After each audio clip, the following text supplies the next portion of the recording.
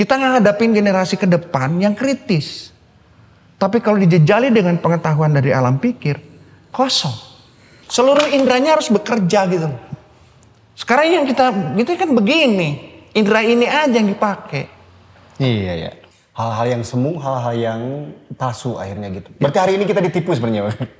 Ya Kan kita udah, ya kita katakan. dibodohi kalau saya dibodoh. Oke. Kenapa kita tidak bikin standar sendiri? Ada kok negara yang bikin standar sendiri dan kemudian diakui Ya, juga. itu salah satunya. Iya kan? Ya. Apakah karena tidak percaya diri? Enggak. Apakah struktur yang tidak mendukung? Enggak juga. Atau Enggak kebijakan? juga, itu enggak percaya diri, enggak juga, struktur enggak dukung, enggak juga. Tapi Karena kita bodoh dan pengen dibodohkan.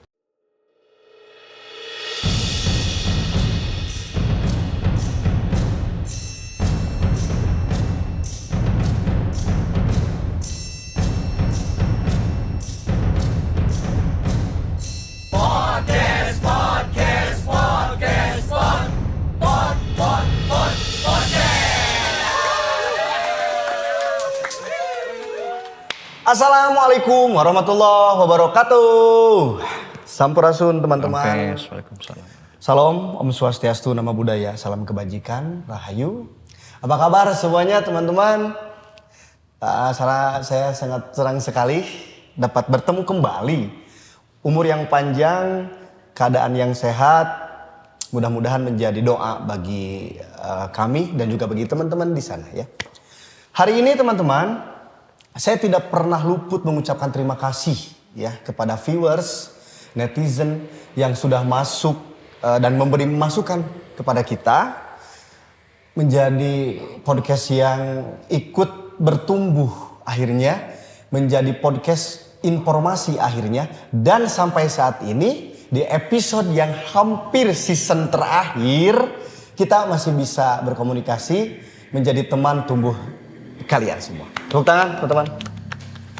Dan juga hari ini saya Lutfi Audia Pribadi ya, ditemani oleh seorang geolog, seorang researcher independen dan juga teman diskusi seperti biasa, sehingga kami bersyukur dapat berhasil mengundang beliau. Siapa itu? Beliau adalah Kang Uce. Tepuk tangan teman-teman. Sekali lagi tepuk tangan. Tepuk tangan Kang Uce itu nama lengkapnya Kang Yusuf Maulana, tapi biasanya panggilan akrabnya Kang Uce.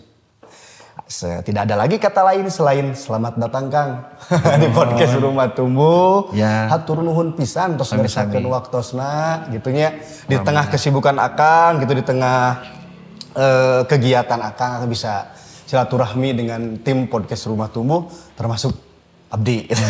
Kang. Oke, Kang, hari ini sebetulnya dipantik oleh beberapa obrolan sebelumnya bahwa Kang Uce ada waktu ke tempat yang sangat indah hari ini. Kang Uce bisa nilai gimana perasaan Kang Uce nih lihat tempat ini? Terus terang seumur hidup baru sekarang masuk studio Jehan ini. Oke. Cuma tahu tempatnya aja. Lalu Pak Jehan sendiri ya tahu lah gitu, pelukis luar biasa kan begitu, karya-karyanya luar biasa. Itu juga tokoh seni di khususnya lukis di Indonesia gitu kan, cukup luar biasa lah, bukan cukup luar biasa. Nah itu juga sempat saya masih ingat dulu di SMA itu dapat siapa aja pelukis gitu kan. Ini terus termasuk Pak Jehan almarhum ya. Nah terus begitu tadi masuk sini, yang saya rasakan apalagi setelah duduk di sini, ini teh kosong tapi isi gitu. Auranya luar biasa ini. Jadi nggak ini ya walaupun karena lukisan ya tentu saja. Iya, hidup gitu ya. Hidup. Jadi kalau misalkan orang datang ke sini lihat lukisan ini, lukisannya mana lagi gitu, ada didukung gitu untuk memahami ini tuh apa sih sebenarnya. Terus akhirnya imajinasinya bisa terbuka, bukan hayal ya, bukan menghayal tapi imajinasinya Terbangun terbuka, gitu. ya, terbangun gitu. Oke, ya karena memang kami alhamdulillah diberi tempat di sini untuk bekerja sama. Ya. untuk bukan meramaikan suasana tapi justru membangun perasaan lagi. Kebetulan season 3 ini saya berharap menjadi energi positif bagi kami juga ya, karena kekuatan almarhum menjadi nilai positif juga bagi kami sebetulnya ya. Dan alhamdulillah mudah-mudahan tempatnya menjadi berkah gitu ya, menjadi tempat berkembang ilmu pengetahuan juga. Spiritualitas, apalagi beliau ya ngomongin spiritualitas, banyaklah karya-karyanya yang bukan hanya sekedar lukisan tapi ada spiritualitas di dalamnya. Betul. Kang Uce, saya sangat senang sekali ketika Kang Uce bilang bahwa kita perlu pendidikan ekologi sebetulnya. Sehingga belajar tidak hanya di kelas, tapi kita bisa belajar dari batu dan tanah. Betul. Kebetulan Kang Uce sangat lama sekali memperhatikan memperhatikan situs tertua katanya di bumi ini, yakni sementara ini ya. Untuk sementara ini ya. Banyak sekali riset-riset, bahkan pertanyaan-pertanyaan, apakah ini adalah salah satu peradaban tertua, megalitikum tertua gitu ya, yakni Gunung Padang. Nah, Kang, kenapa pendidikan hari ini, karena kita ngomongin pendidikan ekologi, saya terasa jauh dari alam gitu Kang sebetulnya. Ada format sebenarnya, ada format di kita lah di dunia ini. Formatnya itu sebenarnya adalah lebih dikuatkan kepada olah pikir. Dan itu kemudian boleh dibilang dipaksakan oleh bagian barat daripada dunia ini untuk bermain di pola pikir gitu kan, penguatan di pola pikir. Dan pola pikir ini itu syaratnya harus ada materi, artinya begini, barangnya harus ada, harus kelihatan begitu, nampak lah kan begitu. Tapi di sisi lain di belahan timur ini, atau bisa dikatakan bahwa peradaban barat itu lebih kepada materialisme. Sementara peradaban di timur itu immaterial. Itu perang terbesar di muka bumi ini sebenarnya itu sebenarnya. Nah, materialisme itu mengharuskan alam pikir yang bekerja. Nah, kalau immaterialisme dengan rasa juga cukup. Kalau pendapat saya pribadi itu, kalau alam pikir itu harusnya dari sini ke depan. Karena alam pikir itu agak sulit untuk memahami ke belakang. Karena barangnya juga bahkan mungkin tidak ada atau bahkan tidak mengalami kan begitu, tidak menjadi saksi ataupun menjadi pelaku. Sementara alam immaterialisme atau dalam bahasa lokal, kearifan lokal atau tradisi itu sebutnya alam rasa. Alam pikir, alam rasa kan begitu. Alam rasa ini itu tidak terbatas ruang dan waktu. Jadi untuk memahami itu bisa ke belakang, bisa ke depan. Nah, pada saat memahami material itu kemudian menganggap bahwa yang tidak berkembang itu kan syarat-syarat makhluk hidup, muncul pembahasan seperti itu. Itu kemudian berkembang biak segala macam gitu. Nah itu kemudian manusia ini membatasi dengan logika yang nampak gitu. Seolah tidak beri ruang ke sana. Pada saat kemudian kita memahami bahwa di alam rasa itu gunung pun hidup, air itu hidup, angin itu hidup, tanah itu hidup gitu. Karena bermain di rasa itu mendekatkan diri kepada Sang Maha Penciptanya. Karena kalau kita bicara itu kalau dalam tatanan alam pikir kan harus, ya maaf, Tuhan itu seperti apa kan pertanyaan begitu. Bentuknya apa, seperti apa atau bagaimana kan gitu. Kalau di alam rasa tidak bicara itu. Apa yang dirasakan. Apa yang kemudian melihat ciptaannya segala macam nampak ada, tidak perlu harus mencari, sudah ada semua. Jadi akhirnya kalau di alam pikir harus mencari Tuhannya, sementara di alam rasa itu sudah ada, sudah terasakan. Nah ini yang kemudian akhirnya kemudian lari kepada pemahaman agama dan pendidikan, itu harus nampak barangnya. Sekarang pertanyaannya satu, ilmu sendiri nampak nggak? Nyata nggak? Ya kan? Nyata katanya itu ada barangnya, itu kan hasil. Itu ada buku tuh, ada koran, ada jurnal tuh. Hasil. Tapi ilmunya sendiri nampak nggak? Misalkan buku fisikanya sendiri ada nggak fisika? Itu kan hanya rumus, hukum segala macam begitu. Itu yang hasil ya? Itu hasil dari pemahaman yang tidak nampak sebenarnya. Gravitasi sendiri nampak nggak? Diukur bisa gitu. Apel jatuh gitu kan. Oh iya ada tarikan ke bawah. Tarikannya kayak gimana gravitasi? Bisa nggak dipegang gravitasi ini? Dilihat bisa nggak? Cuma bisa, oh jatuh ya. Kata sang pelihat apel itu kan gitu. Oke. Nah di timur, di peradaban timur itu kental dengan itu. Makanya lebih kepada penjiwaan. Itu sementara di tatanan barat itu lebih kepada material. Jadi kepada pikiran. Gitu. Oke, gini Kang. Sorry. Jadi memang yang diperkuat adalah materinya. Ya. Hari ini teh. Ya. Tapi mungkin itu adalah konsep pertama yang kita gunakan mungkin Kang. Ya, Gimana mau mengaktifkan imaterial gitu kalau seandainya memang materialnya belum terlatih gitu. ya itu harus sekarang begini. Kita menghirup oksigen gitu kan. Yes. Kita menghirup oksigen atau kemudian menyerap energi lah gitu.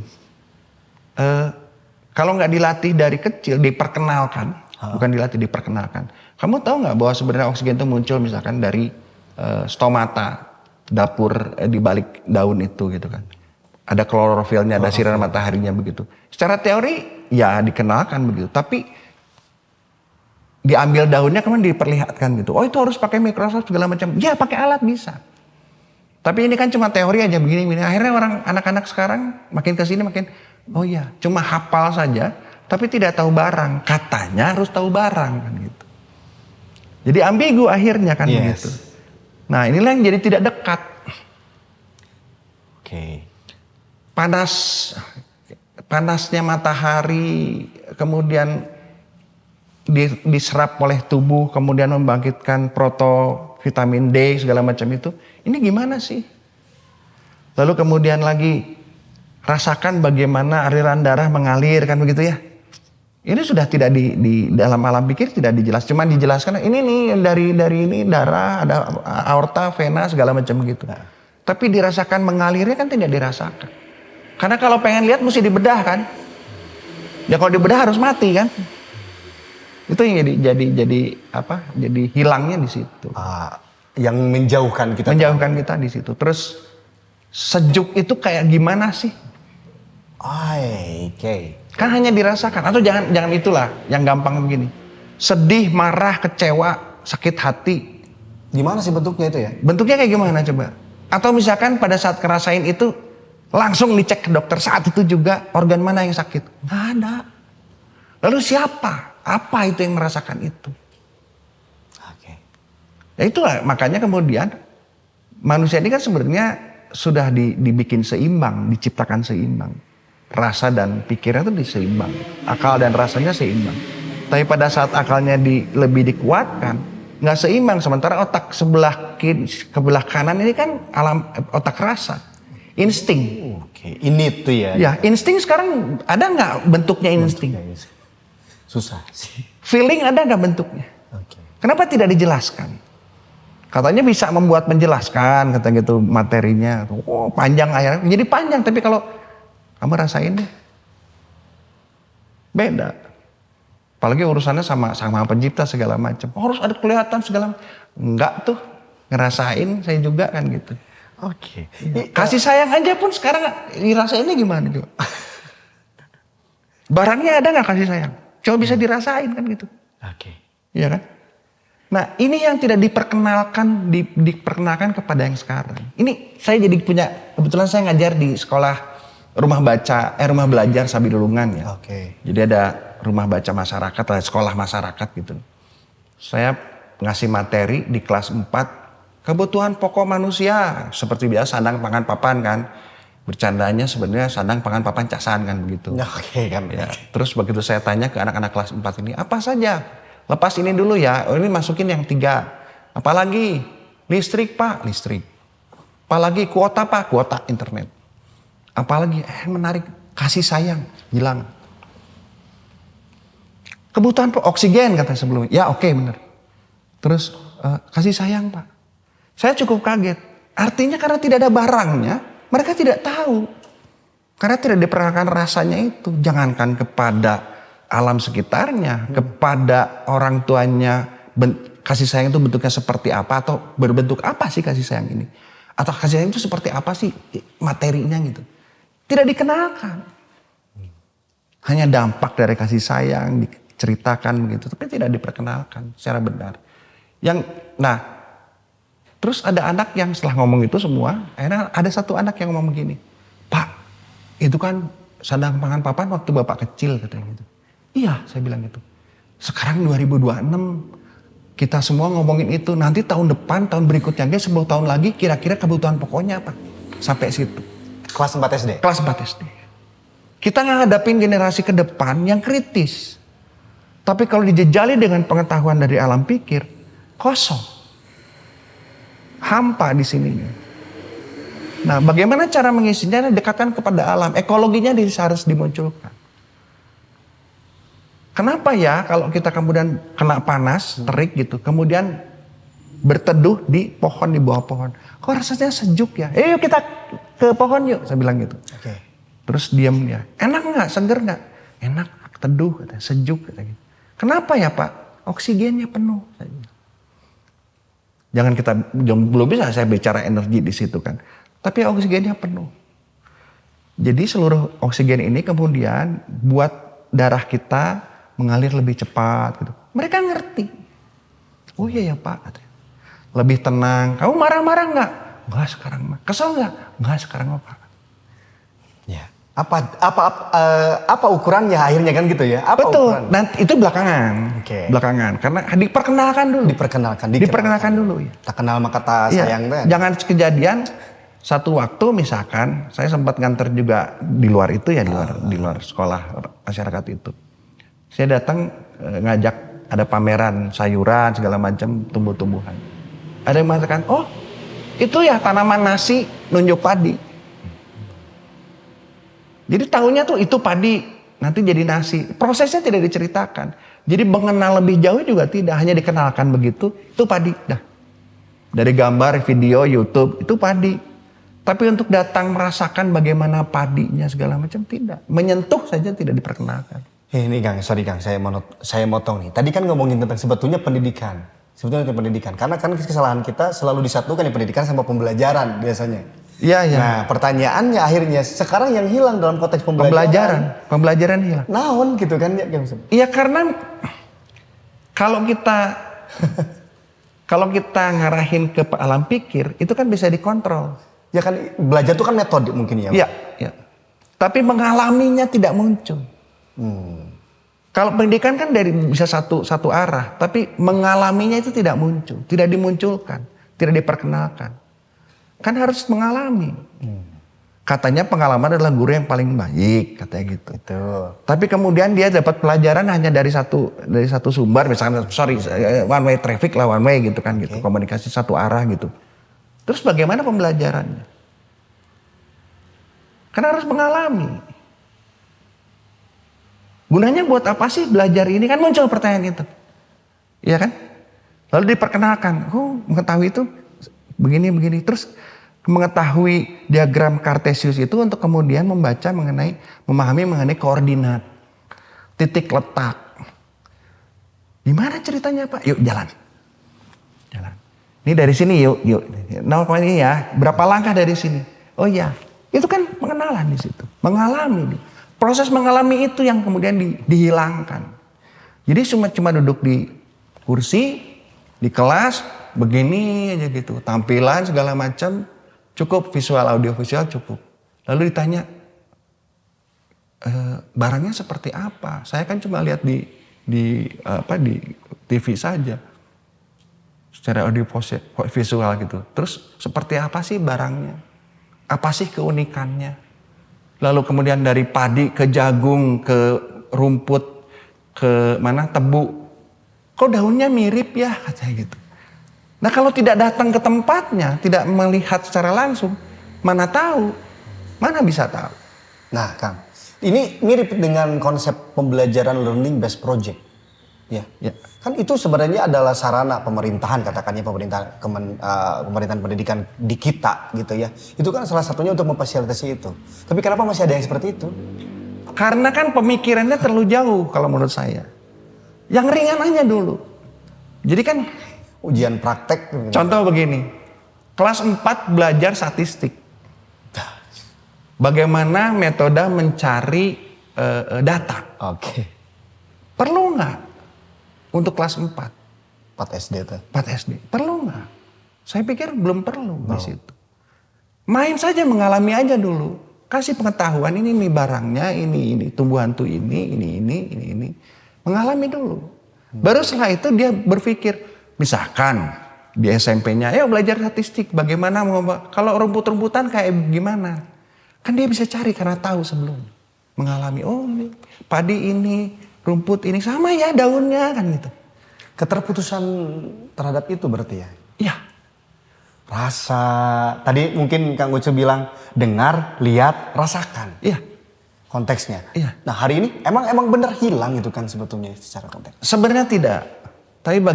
Sebenarnya tidak. Tapi secara umum itu kurikulum kita begitu. Jangan begitu. Saya mahasiswa juga begitu. Oke, kurikulum yang baik menurut Kang Ucu itu kayak gimana nih Kang? Harus ngalamin. Best project. Learning by doing-nya, learning by experience-nya harus muncul gitu. Oke. Jangan berdasarkan project. Sekarang kalau project akhirnya jadi beda lagi kan gitu. Yes. Learning by experience, learning by eksperimen gitu. Tapi jangan terlalu tinggi tingkatan anak SD kan gitu. Yang hilang itu experience-nya, eksperimennya nggak muncul. Ngefek kepada masa depan anak. Banget. Tergantung akhirnya. Ketergantungan kepada alat, kepada tools, kepada gadget. Nice. Dan ini tidak muncul. Inovasinya nggak muncul. Makanya tiba-tiba ada orang yang anak yang begini. Contoh, kita pernah lihat videonya atau segala macam. Ada anak yang ngambil listrik dari pohon. Tiba-tiba LED-nya nyala. Anaknya SMP kan ceritanya begitu. Itu karena learning by experience. Bisa kok. Eksperimen menjadi eksperimen kan. Kok bisa? Okay. Oh aneh itu. Dulu enggak. Nah hanya bisa. Lucunya makin bertebarannya, makin fasilitas pengetahuan itu banyak. Dari HP bisa kebuka semua kan gitu. Kok jadi malas? Karena tidak dirangsang untuk itu. Yuk kita buktikan. Lihat Google. Lihat medsos di YouTube lah gitu. Ada cerita begitu. Yuk gurunya mesti ngajak. Ada pembelajaran, experience-nya, pengalamannya. Karena itu yang jadi bekal. Sekarang kalau misalkan ketergantungan kepada gadget, apa yang terjadi? Kalau listrik mati bagaimana? Jangan begitu internet mati saja, 1 jam paniknya nggak ada dua. Amit. Padahal nih Kang ya, padahal kan tadi kata Kang Ucu, saya bukan sepakat sebetulnya, karena saya juga bergelut dalam pendidikan. Kang C. Artinya ada ruang yang disediakan, tapi kurang dieksplor. Ya. Satu itu. Ya.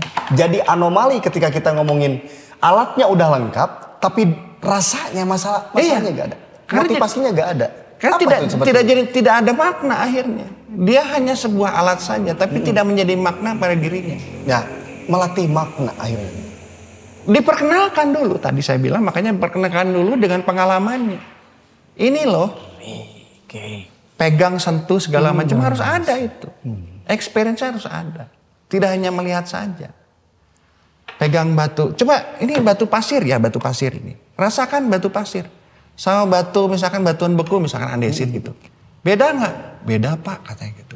Sekarang coba lihat lagi, batu pasir kayak gimana? Ada butirannya Pak. Kalau batu ini andesit, batuan andesit gimana? Ada Pak, tapi warnanya dari mulai warna, kemudian bentuknya, si gedenya atau kecilnya gitu. Itu mereka harus lihat, harus rasakan dari seluruh indranya harus bekerja gitu. Sekarang yang kita kan begini. Indra ini aja yang dipakai. Iya. Mata saja yang dipakai. Visualisasi. Iya. Kemudian ini kan muncul. Oke. Lalu merasakannya bagaimana? Oke. Kemudian lagi menciumnya bagaimana? Indranya nggak dipakai semua. Nanti ke depan nanti ada katanya gitu. Video yang bisa mencium bau. Iya. Tapi kan jadinya apa ya bahasanya? Artifisial. Jadi palsu. Coba kalau misalkan kita datang hujan, kemudian bau tanah kan biasanya kalau hujan tuh suka bau tanah gitu. Itu bau apa ya? Itu bau tanah yang kesiram air. Ih lucu ya warna ininya baunya. Akhirnya bisa membedakan. Kan begitu. Dari indera matanya bisa ngebedain. Kemudian dari arat perabanya si kulitnya bisa ngerasain. Kalau perlu pengecapnya bisa ngerasain bedanya. Sampai ke kupingnya sampai ke... Itu harus ada pengalaman seperti itu. Kalau enggak ketergantungan kepada artifisial. Hal-hal yang semu, hal-hal yang palsu akhirnya gitu. Berarti hari ini kita ditipu sebenarnya. Ya Kan kita udah, ya kita katakan. dibodohi kalau saya Oke, itu lebih kejam. Dibodohi. Kang, kita ngobrol santai ya. Karena kita kan ngomongin pendidikan kan ngomongin proses. Akhirnya tadi kalau seandainya kamu sudah dari awal tuh sampai barusan, akhirnya prosesnya jadi tidak ada. Jadi semuanya instan, spontan gitu. Uhuy. Oke gitu. Akhirnya karena hari ini kita ngomongin tentang pendidikan ekologi, apa yang diberikan oleh pendidikan ekologi untuk teman-teman viewers sebetulnya?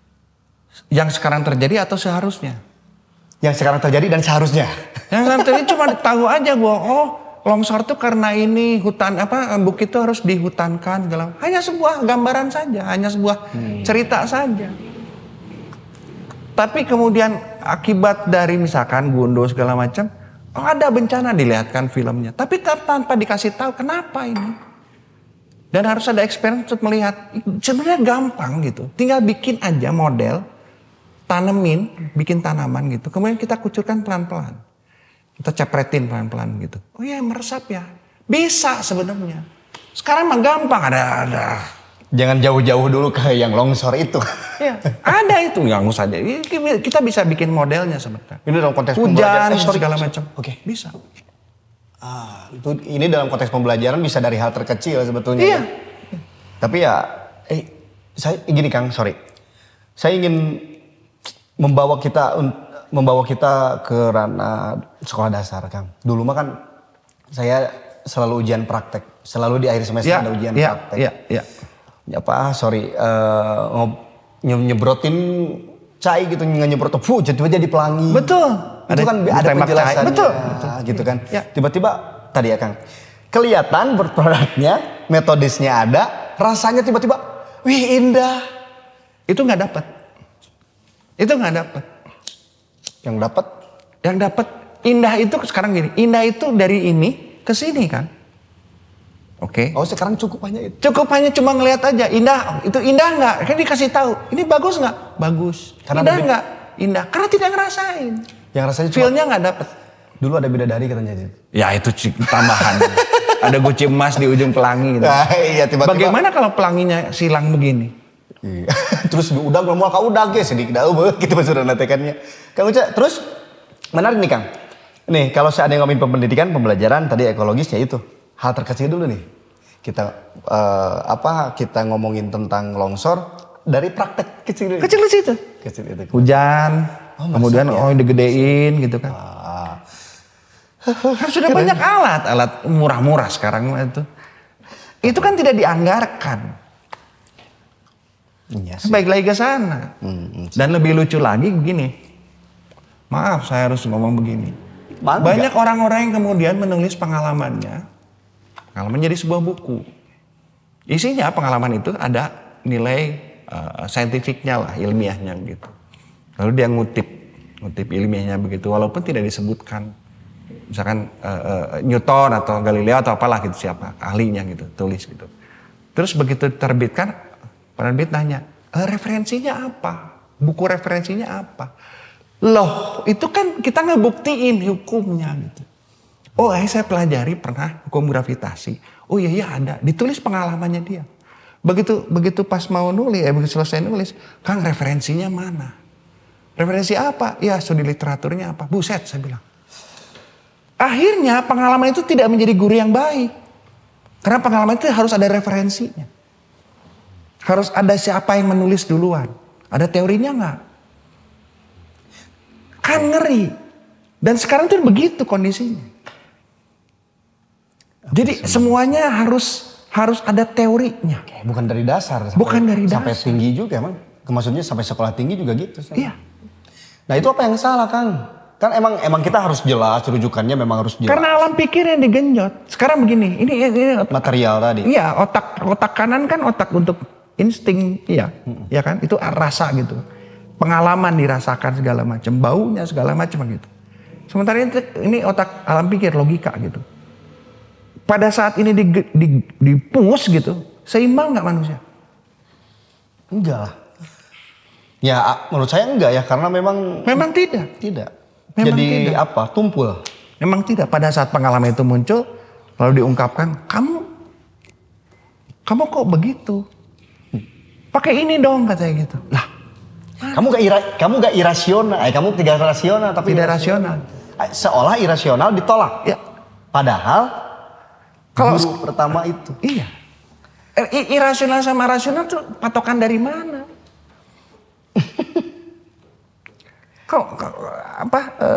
Pengalaman irasional katanya, tidak ada secara ilmiah, tidak bisa dijadikan patokan. Lah, gimana ceritanya? Lalu apa yang hilang? Perkenalan itu perkenalan pengalaman itu tidak dihargain, sudah tidak diperkenalkan, tidak dihargain, selesai sudah. Baik, kita refleksi sejenak ya Sobat Tumbuh. Sambil Kang Uce ini menikmati obrolan ini ya dengan kopi. Kang Uce boleh dimakan, ini ada makanan. Ya, gak apa-apa sambil santai aja ya. Memang pendidikan, pembelajaran sampai metode ya ngomongin. Kita selalu salah pada konteks metode dan pendidikan. Pendidikan dikerucutkan di sekolah.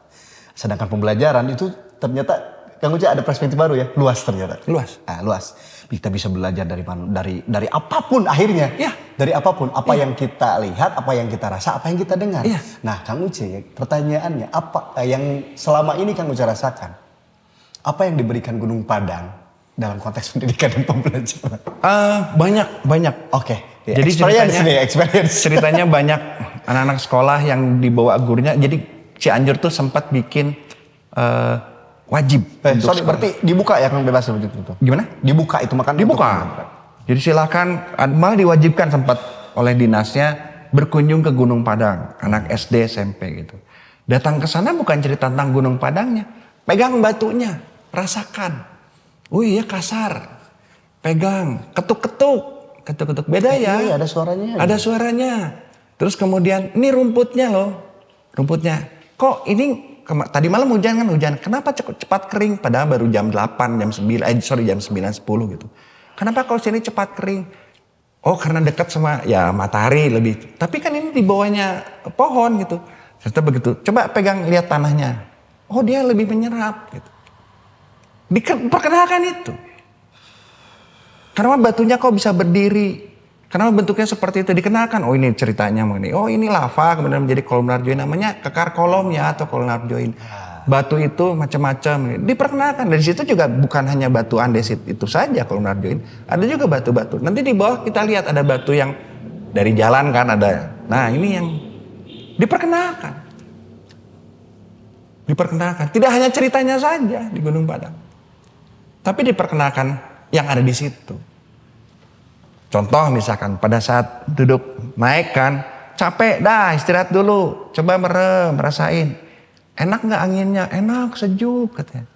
Segar nggak? Segar. Cerita, oh ini kamu di mana ini? Di bawah pohon. Nih, oksigennya banyak. Pernah belajar nggak? Ya, tumbuhan menghasilkan oksigen. Nah ini buktinya kalian jadi segar, sejuk. Itu. Yang kecil itu. Kalau yang lebih jauhnya ada ngomong soal energi segala macam. Itu yang diberikan Gunung Padang bagi Ya. pembelajar dasar ya. Untuk pembelajar menengah. Iya, karena buat saya Gunung Padang itu adalah pusat ilmu dan untuk pembelajaran. Ada perdebatan sebetulnya Kang. Karena kan ngomongin tentang peradaban di sana. Terus ngomongin tentang ilmu pengetahuan sangat banyak lagi. Apalagi ngomongin tentang sumber pembelajaran konvensional dan modern. Dua-duanya ada di Gunung Padang. Ya. Nih Kang, kalau saya katakan saya tuh pembelajar ya, katakan saya emang blank sebetulnya yang ngomongin Gunung Padang. Untuk saya kosongin dulu deh kayak ngomongin Gunung Padang. Nah, belajar dari Gunung Padang kita bisa mulai dari ceritanya atau dari apa yang materialnya. Ya, apa yang dilihat dulu. Kita bawa dulu, lihat dulu. Lihat dulu. Merasakan naik. Kita lihat dari bawah nih ceritanya. Dari bawah. Kemudian ada tangga. Oh iya naik ya gitu. Terengah-engah, berkeringat segala macam kayak begitu. Naik ke atas. Jadi pembelajaran di sana lebih kepada experience. Baru sampai di atas kita bisa terangkan ini batuannya apa segala macam kayak gitu. Kayak tadi saya bilang pohon segala macam. Jadi harus mengalami dulu. Di Gunung Padang itu belajar lebih kepada pengalaman yang dirasakan. Jadi memang dibawa dulu teman-teman, dirasakan dulu, Iya. baru diceritain. Iya. Nah kan kita mah sering diceritain dulu ya, baru menarik nih gitu datang. Ya itulah kelebihannya medsos, kelebihannya ini segala macam. Tapi ya akan lebih lengkap kalau ke sana memang merasakan. Emang Kang, sorry bukan salah ya, bukan salah sebenarnya.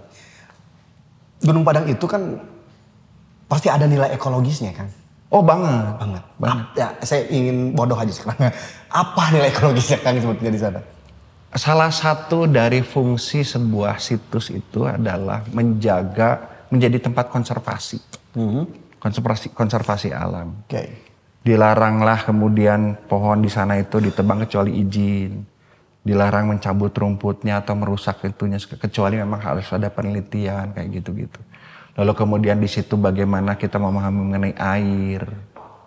Kan di situ ada sumur ya, Cikahuripan segala macam gitu, mata air. Mata air kita tanya, air ini gimana datangnya dari mana? Ada pertanyaan begitu kita terangkan gitu. Proses airnya bagaimana, menyerapnya bagaimana, hujan segala macam. Ke ilmu ekologinya dikenalkan juga, terus bentang alamnya. Tuh hutannya, tuh ininya, tuh bukitnya, ada 5 bukit segala macam lah itu sungainya segala macam. Dikenalkan begitu. Terus bagaimana kita tahu seperti itu karena kita di tempat tinggi. Jadi kelihatan semua. Kan gitu. Itu ekologisnya begitu. Terus contoh yang paling gampang, mana barat? Angin dari mana sekarang? Dari barat. Oke, rasain dari barat ya. Terus matahari dari mana? Dari timur. Ini posisinya di mana jam berapa sekarang itu fungsi ekologis kan begitu. Terus lihat kesuburan tanahnya misalkan begitu. Ini coba bandingkan, yuk kita bandingkan misalkan begini. Kamu pernah lihat nggak ada pohon di bawah? Saya bilang gitu. Ya pohon di bawah. Anjuang misalkan begitu. Lihat sama yang di sini. Oh ternyata di sini lebih ini ya, lebih subur segala. Berarti apa di sini? Mineralnya kan gitu. Kandungan mineralnya lebih bagus segala macam. Fungsi ekologis itu. Bagaimana pengolahan airnya segala macam. Fungsi ekologis itu. Sangat kaya berarti ya? Iya. Sangat kaya. Saya melihat konteks yang sangat lengkap ternyata ya. Nah itu miniatur kalau kita kemudian lebih jauhnya lagi ke gunung. Sampai kita melihat tuh lihat gunung gede di depan. Oh karena sejajar ya ada? Karena arah di depan di utaranya. Ada 5 Tuh lihat tuh ada hutannya masih kejaga. Kemarin ada gempa di sana tuh kelihatan. Kenapa? Itunya tuh lihat. Pada saat ceritanya itu gunung gede itu sempat meletus. Kemudian laharnya lava menjadi laharnya kemudian turun ke situ. Itu belum padat. Makanya dengan kemiringan seperti itu cenderung kemudian terjadi longsor atau terjadi gampang sekali kena gempa karena tidak stabil. Kemudian si tanahnya kemudian lebih cepat bergerak. Jelas itu di situ. Lihat awannya. Ya ekologis kan awannya. Termasuk awan juga. Lihat awannya tuh itu yang namanya cirrus. Itu yang namanya kolomna nimbus CB kan. Tuh, itu pernah kejadian. Kang, itu kok ada awan yang melingkari si gunung. Oh itu awan sirkular. Ceritakan mengenai tekanan udara. Di situ. Karena kan nginep di sana kan. Gitu. Jauh tuh nyari referensi itu ya. Ada salah satu ungkapan Kang. Atau mungkin saya belum men-track sebetulnya ya. Belum men-track. Ada salah satu teman-teman peneliti yang menulis tentang Gunung Padang. Dan dimuat di artikel internasional dan akhirnya ditarik lagi. Ya saya juga ada di situ kan. Saya juga ada di situ. Nama terakhir itu situ. Problemnya apa Kang? Kalau boleh kita buka ya. Boleh sih emang harus dibuka. Ini kan pendidikan juga. Iya jadi. Itu sorry Kang sebelum ke sana Kang. Itu kan memang konteksnya jurnal internasional. Ya. Bereputasi kan iya, itu sebetulnya. Itu Scopus itu Q1 itu. Q1 dengan kuartal 1 seharusnya Oke, gimana Kang? Jadi ceritanya Menarik itu nih. 9 bulan direview. Diajukan ke publisher itu 9 bulan direview. Dan kemudian keputusannya boleh terbit. Boleh dipublish. Kan accepted ya, berarti accepted statusnya. Accepted. Sudah publish. Sudah publish. Sudah publish. 2 bulan kemudian tiba-tiba harus di-retract. Harus ditarik.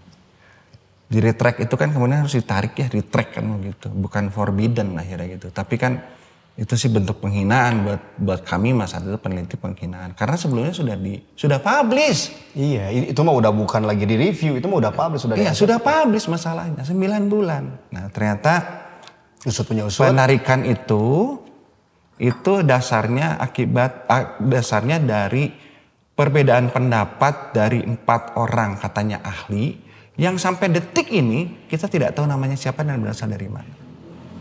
Jadi mereka protes ke penerbit, ke publisher itu dengan melakukan fakta-fakta segala macam. Lalu entah bagaimana padahal sudah yang kepala editornya Profesor Sokas ini itu tidak ikut meretract. Justru wakilnya yang meretract dan dari perusahaan ya penerbit itu. Okay. Bukan Scopus adalah publishernya. Jurnalnya gitu, nggak usah disebutin lah ya. Oke. Nah, kami bertanya di situ alasannya apa? Ini yang lebih lucu alasannya. Alasannya metode umurnya. Lah sekarang yang jadi masalah metode umur dari teras 2 atau lapis 2 dan lapis 3 karena itu kan ada 3 lapis ya, yang paling atas itu umurnya 1000 sampai 2000 SM. Kemudian yang lapis 2 itu 6000 sampai 8000 SM. Lapis 3 yang 16000 sampai 25000 SM. Nah, kemudian mereka mempertanyakan yang lapis 2, lapis 3. Pertanyaannya lapis 1 kok nggak diperdebatkan. Padahal metodenya sama. Tempat dating karbonnya sama. Kenapa itu tidak diributkan? Oke, satu itu. Kedua, mereka ribut mengenai tidak ada bangunan 9000 tahun yang lalu. Oke. Tapi kita lucu. Kenapa kemudian Göbekli Tepe di Turki itu yang sekarang umurnya sudah jelas mereka akuin 11.600 sampai 11.800 diakuin. Ada apa pertanyaan? Wah. Dan ketiganya, ayo kita ketemu sama diskusi sama yang 4 orang ini, yang anonim ini sampai detik ini gitu. Kita nanyain siapa ini nggak mau ngasih. By email. Kita jawab, kami diskusi ayo. Nggak perlu katanya, udah aja. Kita bayar itu, Kang Lutfi, bayar itu. Iya. Bayar itu. Dan lumayan kan? Lumayan. Dan apakah kita tarik lagi nggak? Apakah kita kemudian minta refund gitu? Nggak, maksudnya menggugat itu kan bisa kan? Harusnya bisa. Harusnya bisa sekali. Kita tidak lakukan. Karena apa? Sudah aja deh, para peneliti, ya biarin aja deh. Pembelajaran buat kita. Artinya publisher ini tidak objektif. Nggak dipindah lagi? Akhirnya kita sadar bahwa mungkin karena di jurnal itu kita pakai 8 metode. Wow. Terlalu gemuk kalau dalam itu juga kan dibatas banget kan yang namanya jurnal itu. Harusnya dipecah satu-satu. Ya karena dari 2014 itu kemudian disusun baru 2022 atau 2021 cukup lama ya. Ya semuanya dimasukin gitu ceritanya oleh Pak Dhani Hilman ini. Karena Pak Dhani Hilman yang editornya yang merangkum segala ini. Lalu kemudian ya mungkin salah kita lah. Gambarnya tidak lengkap. Nih teman-teman ya. Buat teman-teman mahasiswa ini bakal sekali. Karena ada kejadian gini loh di jurnal. Ya. Q1. Q1 lagi ya. Terus ada lagi kejadian-kejadian yang tiba-tiba reject. Ya. Banyak sekali. Jadi kalau seandainya memang jurnal menjadi rujukan ilmiah yang terbaik, jadi anomali kalau seperti ini. Pertanyaannya begini, kalau saya tidak, oke lah. Seperti itu silahkan nggak jadi masalah. Tapi kalau saya, kenapa Indonesia tidak bikin aja jurnal sendiri? Jurnal Indonesia. Kenapa harus patokannya yang luar sih? Kenapa tidak kita bikin standar kita? Oh sorry. Kalau jurnalnya banyak, tapi standarnya, Scopus yang kayak gitu ya? Atau kenapa kita tidak bikin standar sendiri? Ada kok negara yang bikin standar sendiri dan kemudian diakui juga. Ya, itu salah satunya. Iya kan? Kenapa kita tidak begitu? Kita ngikutin, ya tadi dibilang baik lagi. Pola pikir kita yang rusak. Pola pikir kita yang dikontrol habis. Kenapa segala yang tergantung kepada orang lain gitu loh. Nah ini akhirnya muncul kalau internet mati, panik. Jangankan seharian misalkan, 1 jam atau setengah jam aja udah panik segala macam. Kenapa kita tidak bikin sumber daya sendiri? Banyak kok sumber dayanya. Kita punya universitas terbaik. Terlalu banyak gitu, terlalu banyak. Kenapa kita tidak bikin standar sendiri? Kenapa harus pakai luar segala? Oh biar diakui dunia. Lah, kok jadi paniknya diakui dunia? Kesepakatan, pengakuan terhadap apa yang kita punya itu yang lebih penting kan. Ada negara lain yang bisa begitu kok. Nggak usah saya sebutin lah, kita tahu semua gitu kan. Betul. Ini Kang, apakah karena tidak percaya diri? Enggak. Apakah struktur yang tidak mendukung? Enggak juga. Atau kebijakan? Enggak juga, itu enggak percaya diri, enggak juga, struktur enggak dukung, enggak juga. Tapi karena kita bodoh dan pengen dibodohkan. Wow. Kalau saya bicaranya begitu. Kenapa? Kenapa itu terjadi? Karena ininya tidak dibuka. Rasanya tidak dibuka. Otak rasanya tidak dilatih untuk itu. Eksperimennya kita tidak lakukan. Kenapa tidak mencoba itu? Ya, itu yang harus kita lakukan di luar sekolah. Bangsa penakut mungkin? Enggak. Banyak pada jadi. Orang-orang Indonesia di luar tuh luar biasa loh. Yes, itu terbantah. Oke. Nomor 2, apakah ya karena tidak dilatih rasanya? Masalahnya kenapa segala-galanya harus kemudian jadi sebuah standar yang kemudian larinya ke anggaran gitu loh. Oh anggarannya nggak cukup, ini harus begini supaya ini anggaran. Jadi yang idealnya itu kemudian nanti diturunin aja deh idealnya. Idealnya diturunin gitu loh. Kemudian pada saat ada yang mengajarkan di luar sekolah, by experience sama eksperimen itu salah, tidak sesuai, pseudo, forbidden. Sekarang saya mau tanya otoritas keilmuan. Saya masih ingat Profesor Purwanto, salah satu guru besar antropologi UI, dalam salah satu Zoom meeting mengatakan, otoritas pengetahuan Indonesia kita ini sebenarnya di mana? Di ahli, di pemerintah, atau di masyarakat lewat medsos? Itu harus dijawab pertama kali. Ini milik siapa sebenarnya kan begitu. Sampai akhirnya kita tidak pernah diperkenalkan dengan alam kita. Pada saat alamnya dirusak, kita bingung mesti ngapain. Cuma melongo begini, ujung-ujungnya wisata bencana. Semua kemudian dijadikan dimonetize. Wow, perkembangan dunia monetize semua dijadikan monetize. Sampai yang kecil-kecil dimonetize. Rasanya hilang setelah itu. Nilai yang tertinggi, bahkan tidak ternilai sebenarnya. Sesuatu yang tidak ternilai susah untuk dinilai kan begitu. Itu yang paling besarnya pun kenapa tidak dinaikin itu, esensi itu gitu loh. Dari zaman dulu kita luar biasa pengajarannya, experience-nya. Kemudian eksperimennya kan begitu. Itu dari zaman dulu sudah ada. Lalu tiba-tiba hilang karena apa? Karena kita terlalu berpaku kepada made in kata orang Sunda. Oke. Barang ini lebih bagus daripada itu. Ini buatan anak bangsa loh, enggak. Kenapa? Karena ada di belakangnya ada urusan duit. Duitnya tata. Duit, cuan, tuan krep KB. Oke, Kang, menarik nih. Nah, sambil ngelinting aja dulu deh. Nggak apa sambil dengerin. Iya, karena kan pembelajaran, pendidikan, apalagi basicnya emang basic experience hari ini jadi bias akhirnya, Bang. Jadi kadang metodenya jadi bingung. Penelitian pun akhirnya yang saya rasakan kan. Ini mah subjektif ya yang saya rasakan. Penelitian tiba-tiba referensinya harus 5 tahun terakhir. Kemalamun gitu kan. Dan itu bisa jadi reject loh jurnal kita. Itu makanya kenapa harus dibatasi? Tiba-tiba jadi kerdil gitu Kenapa harus semua dibatasi? Sumber dayanya kita ada, sumber daya alam ada, sumber daya manusianya ada. Ilmu pengetahuan ada juga. Ilmu pengetahuan juga bersumber karena kita mah lengkap gitu loh. Gunung api berantakan 27 sampai 29 gunung aktif semua. Kenapa kita tidak punya rasa kebanggaan itu gitu. Kang, jadi timbul pertanyaan. Gimana cara mengenalkan nilai itu? Bawa keluar, bawa ke alam, perkenalkan, bawa ke Gunung Padang lah contoh. Nih, leluhur kita sudah bikin. Sorry motong. Ini untuk teman-teman pengajar. Karena kan biasanya kalau pembelajaran tidak pernah lepas dari peran guru. Lanjut Kang. Ya, bawa ke tempatnya.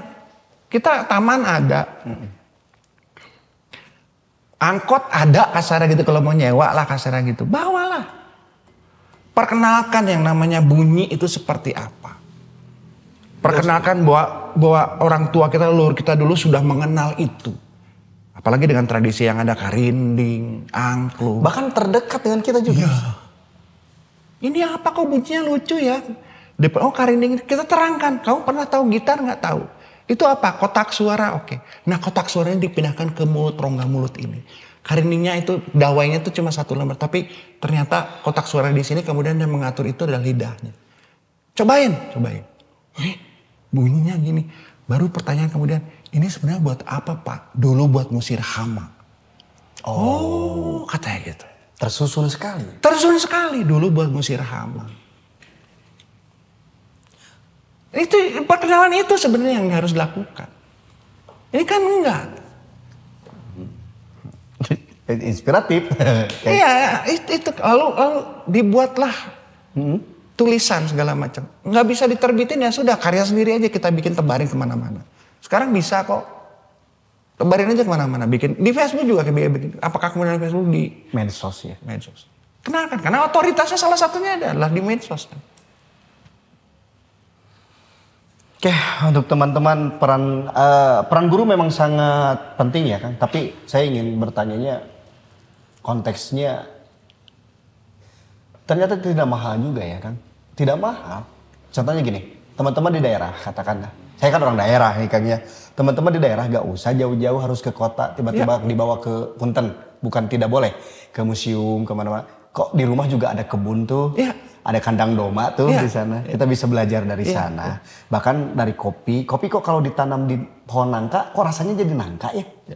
Gitu. Punten, saya punya biji kopi kan ditanam di pinggir kandang domba. Kok baunya jadi kandang domba ya? Memang seperti kan itu. ada rasa di sana, ada penyerapan, ada yang harus dijelaskan gitu kan. Dan nah jadi akhirnya apa peran guru dan komunitas? Ini kan, sorry. Peran guru tuh kayak gini. Peran segitiga gitu ya. Guru, komunitas, dan keluarga. Nah, apa perannya hari ini kan sebetulnya? Saling dukung lah. Segitiga sempurna tuh. Iya, saling dukung lah. Kalau gurunya kemudian akhirnya tidak mengajarkan, ya keluarganya mengajarkan begitu. Kalau keluarganya sama gurunya tidak mengajarkan, ada komunitas yang begitu. Masukin komunitas itu. Biar mereka belajar pengalaman. Itu alasan Kang Uce membuat komunitas apa tadi? Marka. Ya.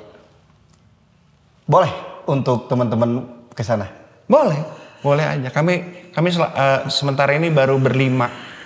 Tapi kami bikin jejaring, bikin hub namanya. Oke. Ya, hub. Mudah-mudahan di bulan Maret ini kita mau bikin, jadi promosi ya maaf. Oke.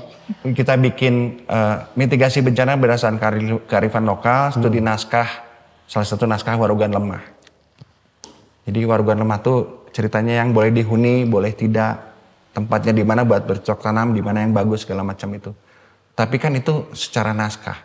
Nanti kita munculkan juga yang itu naskah, satu lagi yang pelaku penggiat lingkungan. Seperti apa sih yang namanya Talaga Hangsa? Oke. Semua boleh belajar di sana? Boleh. Nanti ada. Karena gini Kang, sekolah mungkin tidak punya fasilitasnya. Ya. Dan keluarga mungkin seperti itu. Ya. Karena nggak punya fasilitas, keluarga dititipin ke sekolah. Tiba-tiba sekolah tidak punya fasilitasnya. Bisa bekerja sama dengan komunitas itu? Bisa. Dan bukan hanya markas saja yang ada, sudah banyak sekarang. Sudah banyak? Banyak sekarang. Kang Uce melihat itu mudah atau enggak? Sebenarnya kalau dibilang mudah, dibilang yang mempersulit itu sebenarnya kita juga. Jadi jangan tergantung kepada, wah nggak ada support nih segala macam. Janganlah, jalan aja sendiri, jalan-jalan aja bisa. Bisa kok jalan-jalan. Tiket ke Museum Geologi aja Rp5.000, masa nggak kebeli? Display merasakan nyentuh batu, Rp5.000. Tapi kan di museum batunya dikacain. Enggak ada yang terbuka bisa dipegang. Oh, ada. Bisa dipegang ada. Terus ke Tahura jalan-jalan. Bisa. Oh, yang di Bandung? Iya. Atau ke, maaf ya, ke Babakan Siliwangi jalan-jalan lewat hutan. Enak nggak, sejuk nggak? Oke. Murah, banyak yang murah kok. Terlalu nggak mahal gitu. Yang repotnya, ya maaf teman-teman juga ada inisiatif begitu lalu membuat sekolah alam. Ya sekolah alam ini juga memang mereka sudah luar biasa ininya apa effortnya gitu. Tapi yang terjadi kemudian sekolah alam ini menjadi sebuah komoditi lagi kan, menjadi monetize lagi. Aduh, orang kan susah pengalaman di sekolah nggak ada. Janganlah. Maaf saya harus kritik itu. Ya janganlah. Terus pada saat liburan ceritanya. Liburan. Ya maaf teman-teman yang suka touring, ajaklah anaknya, ajaklah si istrinya. Berhenti dulu, jangan touring aja gitu, berhenti dulu nikmatin. Apa belajar ini nih tanaman ini loh, ini tanaman ini gunanya buat ini segala. Buka, ini kan ada. Ini apa foto? Oh ternyata tanaman ini tuh ini kegunaannya buat ini. Si anak kan jadi belajar di situ. Bukan scroll aja, hey. Iya. Bukan kemudian datang touring kemudian tidak ada pembelajaran di situ, tidak ada experience-nya touring tentu saja. Tapi kemudian ke anak-anaknya harus dibawa. Padahal sepanjang jalan itu pembelajaran semuanya. Betul, bukan pembelajarannya macet. Ngambek. Saya ingat cerita, saya bukan ini ya, spill sedikit. Oke, Ingat aman. nggak pada saat petualangan Sherina nggak mau pergi dari Jakarta karena punya teman-temannya, sahabat-sahabatnya. Begitu pas dia lewat jalan, emang jalan ke Lembang itu, walaupun jadi ya namanya juga film. Dia ngerasain indahnya ini segala macam. Itu experience itu. Tiba-tiba nyaman ya. Tiba-tiba nyaman. Mana ini nyaman teh yang kayak gimana? Lari dia segala macam gitu. Yang tadinya nggak bisa. Lalu muncullah kenali lebih dekat agar engkau lebih bijaksana menilai. Di situ bunyi teksnya di situ, bunyi syairnya di situ, liriknya kan gitu. Kenali lebih dekat agar engkau bisa menilai lebih bijaksana. Ngeri. Ngeri di situ. Kang. Jadi bukan katanya lagi gitu. Uce emang keren. Jadi bukan kemudian ngelihat orang lain lalu kemudian ngikutin kita. Tidak, tapi kita coba. Atau kita nanam pohon di rumah. Dapur lah misalkan sekarang cengek, cabai itu bedanya nih. Kalau cengek begini, cabai itu begini. Belajar nanam. Hutan tuh kayak gimana sih? Kita tanam semua di situ. Macam-macam gitu. Dalam kotak kecil kontainer. Kontainer. Lebat. Tiba-tiba ada lagi, saya pernah ngasih tugas di sekolah masyarakat itu. Kamu nanamnya rumput saja ya, kamu nanamnya pohon yang ini ya. Apa yang terjadi? Lucu. Seragam. Begitu pas dilombain, ini saya terangkan ada yang nanam ini, sekarang kamu pilih mau tanam yang banyak macam-macam atau yang kemudian lagi yang cuma satu tanaman atau dua tanaman. Terus nanti bapak nilai ya, saya bilang begitu. Yang saya nilai yang mana? Yang segala macam ditanam di situ. Ini hutan, saya bilang. Wow. Ini hutan yang sebenarnya. Okay. Jadi nggak usah jauh-jauh. Kamu mau pengen lihat ininya, buktinya. Mau Pak, ke Tahura yuk. Mau. Begitu ke Tahura, senang mereka. Ini hutan. Itu experience dulu kan, baru kemudian dasarnya dapet. Mereka mencoba nanam segala macam. Bisa kok. Cuman ya jangan terpaku karena ya maaf. Saya mesti administrasi saya mesti bikin laporan. Tahu kan perkara itu. Kaku lah jadinya. Tapi kan ada waktunya sebenarnya. Ada waktu kosong di situ. Yang kemudian kita tidak capek. Maaf kalau saya bilang, ayolah. Kalau mau mendidik sekalian habis. Tumpahkan pengetahuannya, kebisaannya. Yang anak-anak gak bisa memahami ini, kita yang memahami. Sampaikan kepada anak-anak. Ngapain belajar pedagogik segala macam. Maaf, saya harus katakan begitu. Karena itu kuncinya sebenarnya. Ini kita ini bukan ngeributin warisan, mewariskan. Ke depan ini ya saya nggak tahu lah Indonesia emas atau apa, saya nggak ngerti lah itu perkara itu. Tapi kemudian mencintai tanah airnya itu yang lebih penting dengan cara mengenalkan bahwa tanah air kita, negeri kita ini luar biasa. Makanya saya Ya jauhnya saya kalau ngomong itu kan negara riuh kan. Ya ngomong negara saya bilang. Kita ini ngomongin negeri. Negara itu berdiri atas sebuah negeri. Kalau negerinya kita sebagai anak negerinya kita mencintai, memahami, memiliki, rasa memilikinya gede. Beda kok saya bilang.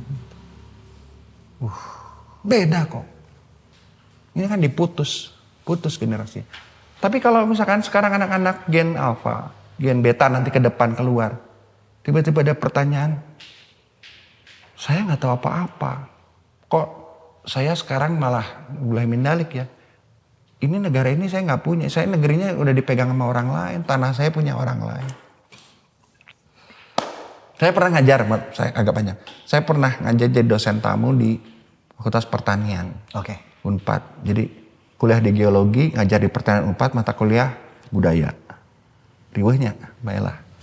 Sangat kompleks bisa. Terus saya ngomong begini, kalian yang dari daerah mana? Saya bilang gitu. Oh, ada yang dari Sumatera, Nusa Tenggara, saya bilang. Saya bilang, kalian sadar nggak bahwa orang tua kalian menyekolahkan kalian ke sini itu dengan harapan yang luar biasa? Iya, Pak. Balik, saya bilang, setelah lulus. Karena pada saat kau ke sana nanti kamu kalau maksain kerja di Jakarta, jadi apa segala macam begitu, tanah itu hilang nantinya. Lalu kemudian diambil alih orang, kalian cuma ke sana itu cuma nemu makamnya orang tua kalian. Cuma itu yang tersisa dari tanah kelahiranmu. Oke. Bikin jadi ambigu ya. Kang, sebetulnya ucapan terima kasih juga gak cukup sebetulnya ya. Ini mah terakhir aja lah request ya. Terakhir banget. Singkat saja Kang, singkat saja. Jika pembelajaran dan pendidikan ini basicnya atau base-nya adalah bumi, maka generasi apa yang akan terjadi? Atau generasi apa yang akan kita wariskan hari itu? Generasi yang tahu dirinya sebagai manusia. Yang dititipi alam ini. Dan dia akan memelihara bumi ini. Sebagai tempat kelahirannya. Oke, teman-teman, sangat reflektif sekali Sobat Tumbuh. Tepuk tangan untuk Kang Uce, teman-teman. Nah, Kang Uce, harapan saya juga tidak di titik ini dan ini tidak akan saya titikkan. Supaya ada paragraf yang lainnya dan reflektif lainnya gitu sebetulnya ya. Saya harap juga teman-teman memetik sedikit, apalagi ngomongin tentang administratif, ngomongin tentang pendidikan, tentang pembelajaran. Tolong jangan jauhkan dari hal yang terdekat gitu ya.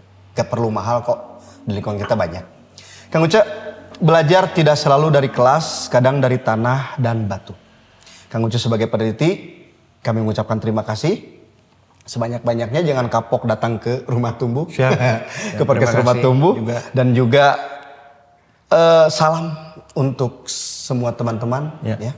Dari Kang Uce tercinta, semoga tetap membumi. Ya, semoga tetap cinta lingkungan. Yang terpenting, tetap fokus pada hal terdekat. Karena itulah yang akan membawa kita ke ranah-ranah yang lebih jauh. Ya.